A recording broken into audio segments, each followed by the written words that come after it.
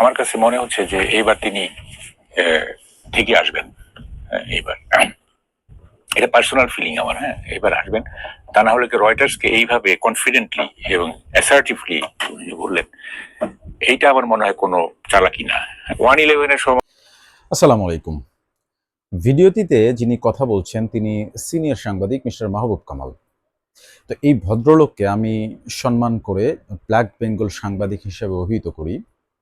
তো আমরা জানি যে বাংলাদেশে ব্ল্যাক বেঙ্গল ছাগল নামে এক বিশেষ প্রজাতির ছাগল রয়েছে। তো এই প্রজাতির ছাগলের একটা বিশেষ বৈশিষ্ট্য হলো যে এই ছাগলগুলো বেশ প্রোডাক্টিভ হয়। তেমনি বাংলাদেশের সাংবাদিকতা জগতেও এমন কিছু প্রোডাক্টিভ সাংবাদিক রয়েছে যাদের মধ্যে মিস্টার মাহবুব কামাল অন্যতম।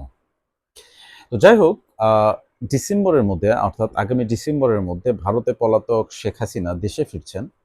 তো এমন একটি বিষয় কিন্তু সম্প্রতি দেশে বেশ আলোচিত হচ্ছে।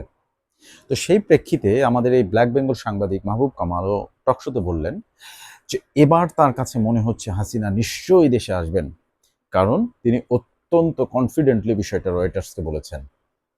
তো এখন প্রশ্ন হলো যে হাসিনার দেশে ফেরা নিয়ে ব্ল্যাক বেঙ্গল সাংবাদিক মাহবুব কামালের এই অনুমান কি অন্তত এবার সত্য হবে? কারণটা হলো যে বাংলাদেশের রাজনৈতিক বিশ্লেষক হিসেবে অতি পরিচিত এই ব্ল্যাক বেঙ্গল সাংবাদিক রাজনৈতিক বিষয়গুলি নিয়ে এখন অবধি যতগুলো অনুমান কিংবা ব্যাখ্যা বিশ্লেষণ কিংবা প্রেডিকশন দিয়েছেন, আমি লক্ষ্য করেছি যে এখন পর্যন্ত তার কোনোটাই সত্য হয় নাই কিংবা ফলে নাই। বরং একজন সো কল পলিটিক্যাল অ্যানালিস্ট হিসেবে তিনি যা বলেছেন বাস্তবে ঘটেছে ঠিক তার উল্টো। এখন উদাহরণ হিসেবে কয়েকটা বিষয় আপনাদের সাথে শেয়ার করা যেতে পারে। 2024-এর 5ই আগস্টের পর, অর্থাৎ শেখ হাসিনার পলায়নের পর যখন ইউনূস সরকার গঠন করলেন, ঠিক তারপর থেকেই ইউনূস ও তার সরকারের এক পেশে বিষোদ্গার করতে দেখেছি এই ব্ল্যাক বেঙ্গল সাংবাদিককে। পাশাপাশি নানান ধরনের বিভ্রান্তিমূলক কথাবার্তা বলে জুলাই আন্দোলনের নেতৃত্বদানকারী নেতাদের বিষয়ে কিন্তু একতরফাভাবে কথা বলে তাদেরকে বিতর্কিত করার মিশনে নেমেছিলেন এই ব্ল্যাক বেঙ্গল জার্নালিস্ট। যদিও সেটি এখনো কিন্তু চলমান রেখেছেন তিনি।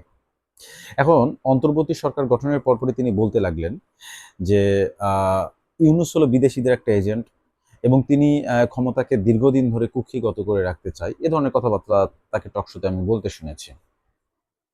তো যাই হোক, এরপর যখন সরকার নির্বাচনের রোডম্যাপ ঘোষণা করলো, এরপর তাকে বলতে শুনেছি যে এই সব রোড ম্যাপ নাকি আই ওয়াশ মাত্র। যাই হোক, ফাইনালি তফসিল ঘোষণার দিনক্ষণ চূড়ান্ত হলো। এবার তিনি লন্ডনে থাকা তারেক রহমানকে নিয়ে বারংবার বলতে লাগলেন যে তারেক রহমান দেশে ফিরবেন না, তাকে ফিরতে দেয়া হবে না, কারণ আওয়ামী লীগকে ইতিমধ্যে মাইনাস করা হয়েছে। এবার তারেককেও মাইনাস করে তৃতীয় শক্তির উত্থান ঘটানোর জন্য নানান ফন্দি ফিকির চলছে বলে নানান ধরনের তথ্য উপাত্ত দিয়ে তিনি টকশোতে ব্যাখ্যা করতে লাগলেন। কিন্তু বরাবরের নয়, এবারও দেখা গেল যে এই ব্ল্যাক বেঙ্গলের কথা এবারও ঠিক উল্টে গেল। তারেক রহমান দেশে এলেন কোনরূপ বাধা বিপত্তি ছাড়াই, যেটা আমরা কিন্তু সকলেই দেখেছি। এবার এরই মাঝে কিন্তু দেশে তফসিল ঘোষণা হলো, দিনক্ষণ ঠিক হলো, নির্বাচন হবে ফেব্রুয়ারিতে। এইবার আমাদের এই ব্ল্যাক বেঙ্গল সাংবাদিক মাহবুব কামাল শোনালেন আরেক প্রেডিকশন।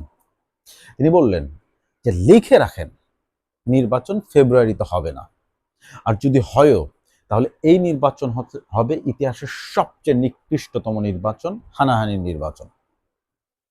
তো যাই হোক, ব্ল্যাক বেঙ্গল সাংবাদিকের এই যে প্রেডিকশন দেওয়ার পরে দেখা গেল যে নির্বাচনটা হলো এবং সেটি জনগণের অংশগ্রহণে একটা অত্যন্ত শান্তিপূর্ণ নির্বাচনই হলো, যা নিকট অতীতে অন্ততপক্ষে দেখা যায়নি।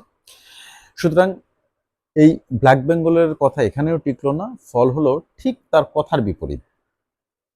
তো এরপর তিনি আরেকটি বিষয় চ্যালেঞ্জের সাথে বললেন যে নির্বাচিত সরকার 1 বছরের বেশি টিকতে পারবে না বলে তিনি লিখে রাখতে বললেন।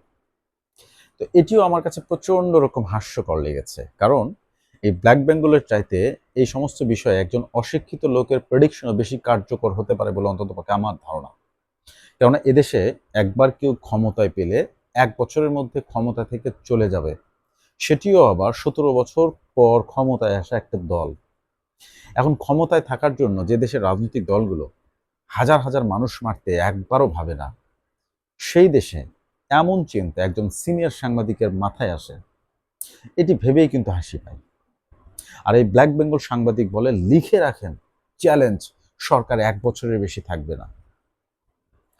তো যাই হোক, এখন এই ব্ল্যাক বেঙ্গল সাংবাদিকের পলিটিক্যাল বিশ্লেষণগুলো কেবলই কৌতুক হিসেবে আমি দেখি, এর বাইরে কিছুই না। কারণ হলো যে অনেক সেক্টরে জোকার থাকে, তেমনি রাজনৈতিক বিশ্লেষকের ক্ষেত্রে তিনি হয়তো তেমনই একজন। তবে আশা করছি অন্তত শেখ হাসিনার দেশে ফেরার বিষয়ে তার অনুমানটা এবার অন্তত পক্ষে সত্য হোক। যদি প্রথমবারের মতো তার কোনো অনুমান সত্য হয়, তাহলে আমি ব্যক্তিগতভাবে তাকে ডবল ব্ল্যাক বেঙ্গল উপাধিতে প্রমোশন দেব ইনশাল্লাহ। যদিও এই জুলাই বিপ্লবকে বিতর্কিত করার জন্য এই ব্ল্যাক বেঙ্গল যে কাজ করে যাচ্ছেন শুরু থেকেই, তারপরেও তিনি কিন্তু প্রমোশন পাওয়ার যোগ্য। তার জন্য শুভকামনা। ধন্যবাদ।